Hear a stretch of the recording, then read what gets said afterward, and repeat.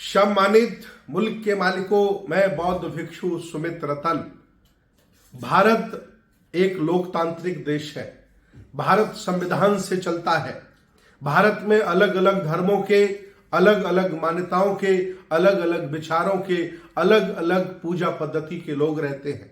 भारत में तमाम राजनीतिक दल बने, कांग्रेस, बीजेपी, जनता दल, समाजवादी पार्टी, बसपा, आम आदमी पार्टी। लेकिन जो कम संख्या के लोग हैं उत्तर प्रदेश में, पूरे भारत में जिनकी संख्या बहुत कम है, उनके दल चल रहे हैं, बहुत तेजी से आगे बढ़ रहे हैं। और जिनकी संख्या भारत में 85% है, 90% है, उनके दल कमजोर हो रहे हैं। इस विषय पर भी कभी चिंतन कर लिया करो। मैं एक बौद्ध भिक्षु होने के साथ साथ उस देश को भी देखता हूं जब यहां सम्राट अशोक शासन करते थे, जब यहां सम्राट महापद्म नंद शासन करते थे, चंद्रगुप्त मौर्य शासन करते थे, नागों का शासन था, जब यहां पासी समाज के राजा थे, जब यहां शिवाजी का शासन था। मैं उस देश को भी देखता हूं, ये सारे के सारे लोग आपके खानदान के थे। और आज जिनकी संख्या कम है, वो लोग अपने दल बढ़िया चला रहे हैं, और जिनके पास बहुत बड़ी संख्या है, वो दल चला नहीं पा रहे हैं। अभी हाल ही में एक दल बना, आम आदमी पार्टी।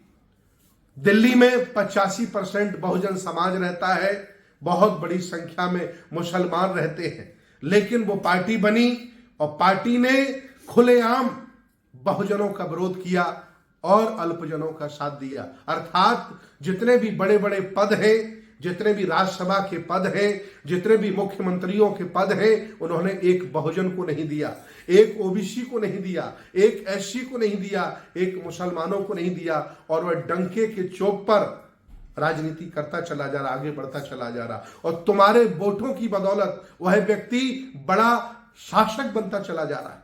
अभी हाल ही में जब पिछली बार राज्यसभा के मेंबर उन्होंने बनाए, तो मेरे भी कई उपासक थे, जो एमएलए थे, बड़े बड़े नेता हैं दिल्ली में जो मेरे साथ जुड़े हैं। उनके मन में पूरा भाव था कि केजरीवाल बहुत अच्छे व्यक्ति हैं, वह एससी ओबीसी के लोगों को राज्यसभा मेंबर बनाएंगे। लेकिन उस बनिया ने, उस जातिवादी मानसिकता के व्यक्ति ने किसी भी बहुजन समाज के व्यक्ति को राज्यसभा में नहीं भेजा। एक राजेंद्र पाल गौतम, हमारे उपासक, जिन्होंने बाबा साहब की 22 प्रतिज्ञाएं दोहरा दी थी। राजेंद्र पाल गौतम की 22 प्रतिज्ञाएं नहीं है, वो बाबा साहब की 22 प्रतिज्ञाएं हैं, उनको दोहरा दिया था। तो इन जातिवादी लोगों ने उनका मंत्री पद छीन लिया था। और आज वह जेल में है।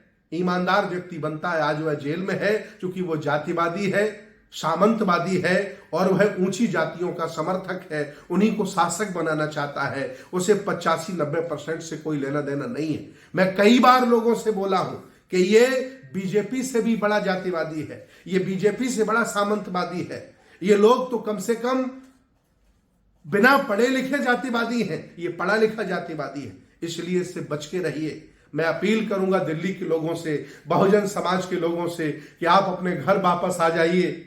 दिल्ली में बहुजनों की पार्टी खड़ी कर लीजिए। सारे मुसलमानों से अपील करता हूं कि इस जातिवादी आदमी के चक्कर में मत रहिए, इसे छोड़ दीजिए। अभी मुख्यमंत्री बनाने का मौका मिला तो दर्जनों हमारे उपासक इनकी पार्टी में एमएलए हैं, बड़े बड़े नेता हैं, लेकिन किसी को नहीं बनाया।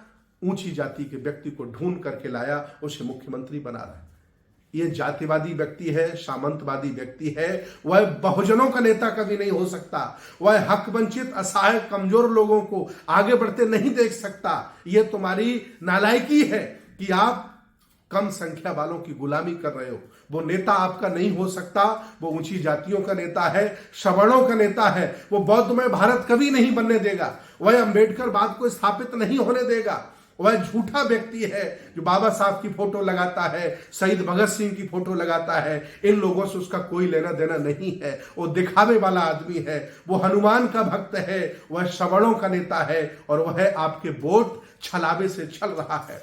जागरूक हो जाओ दिल्ली वासी लोगों, आपकी बसपा पार्टी है, खड़ी कर सको तो खड़ा कर लो, और भी वहां तमाम पार्टियां हैं उनको खड़ा कर लो, लेकिन जातिवादी इस आदमी के चक्कर में मत आओ। ये आरक्षण विरोधी है, ओबीसी विरोधी है, दलित विरोधी है, बहुजन विरोधी है, बुद्ध विरोधी है, अंबेडकर विरोधी है, और ये सिर्फ सवर्ण जातियों को स्थापित करके और उन्हीं का भला करना चाहता है।